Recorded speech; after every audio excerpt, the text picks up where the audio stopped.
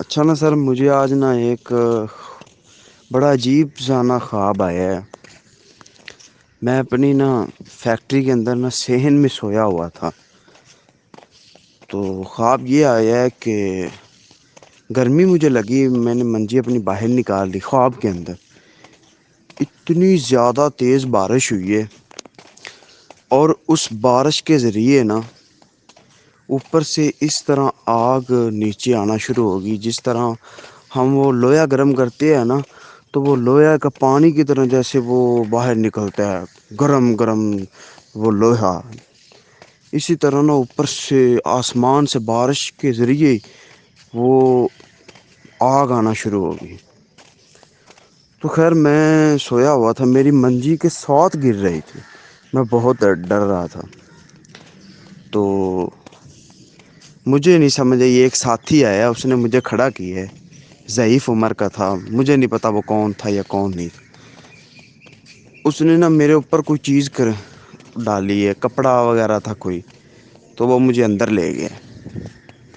خیر میں جب اندر گیا ہوں نا، یہ خواب کی بات ہے، تو میں فوراً نا اللہ تعالیٰ کی طرف سجدہ میں گر گیا ہوں، اور سجدے میں اللہ سے معافی مانگ رہا ہوں کہ اللہ مجھے معاف کر دے، یا اللہ ہمیں معاف کر دے۔ تو خیر وہ نا بس یہاں تک میری وہ آنکھ کھل گئی، لیکن مجھے بہت عجیب سا محسوس ہوا ہے۔ ذرا آپ تھوڑا سا اس کے تعبیر مجھے بتا سکتے ہیں تو مہربانی ہوگی آپ کی۔ السلام علیکم ورحمۃ اللہ وبرکاتہ۔ ہاں جی، یہ خطرناک خواب ہے کہ اچھا ہوا کہ آپ کے اوپر وہ آگ نہیں گری، اور دائیں بائیں یا آپ کی چارپائی کے پاس گر رہی ہے، اور سخت ترین بارش، یہ اللہ کے غصے کی علامت ہے۔ اور ایک جو کمزور بابا جی ضعیف العمر، اور آپ کو کپڑا ڈال کر وہ اندر لے گئے ہیں، یہ اس میں اس بات کی طرف اشارہ ہے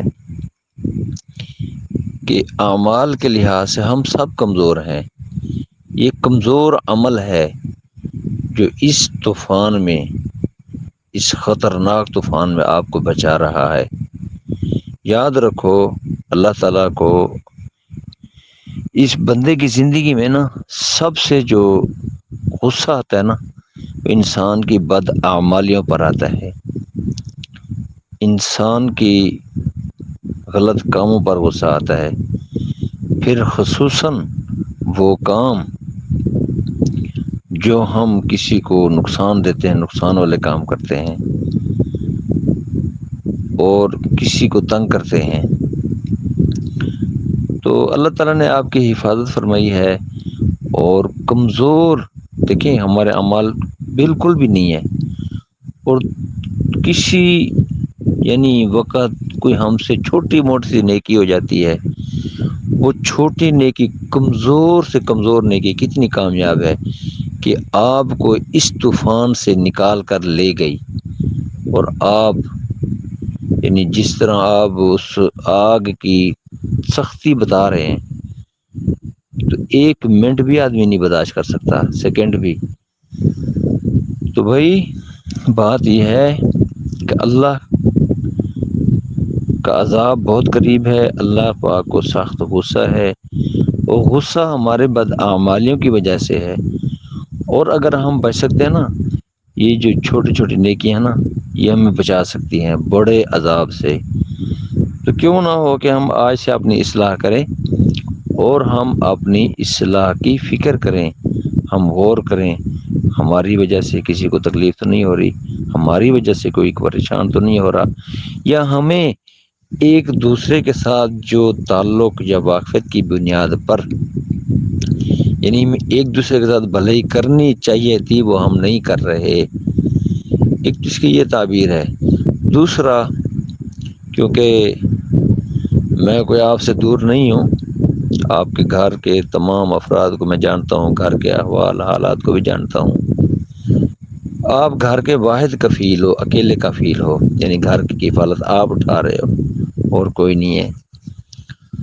تو جہاں اپنے لیے آپ بہتری کی کوشش کر رہے ہیں، وہاں جو آپ کے گھر کے افراد ہیں نا، ان کے اوپر بھی یعنی یہ ہے کہ نا ان کو بھی ایسی تکلیف نہ ہو جائے، اس کی بھی کوشش کریں۔